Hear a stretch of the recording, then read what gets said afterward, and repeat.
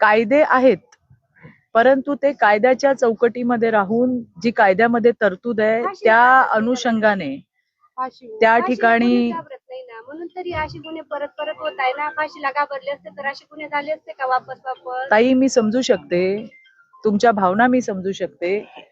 एक आई म्हणून मी जसं मगाशी म्हटलं की समोर आला तर कापून काढू अशी तीव्र भावना आमच्या सगळ्यांच्या आहेत. परंतु कायद्याच्या तरतुदीमध्ये राहून जे आपल्याला करता येतंय त्या पद्धतीने पोलीस प्रशासन हे सगळं काम करतायत. देवाभाऊंचं या केसवरती लक्ष आहे. संबंधित SP बाळासाहेब पाटील यांना सुद्धा त्यांनी सूचना दिलेल्या आहेत.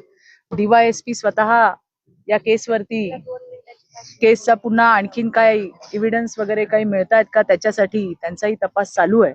आणि त्यामुळे मला विश्वास आहे की येणाऱ्या दिवसामध्ये चार्जशीट ही लवकर दाखल केली जाईल. आणि त्याच बरोबरीने केस स्ट्रॉंग करण्यासाठी सबळ पुरावे जे लागतात ते पुरावे सुद्धा पोलिसांच्या माध्यमातून त्या ठिकाणी येतील आणि या हरामखोर सैतानाला फाशीच होईल.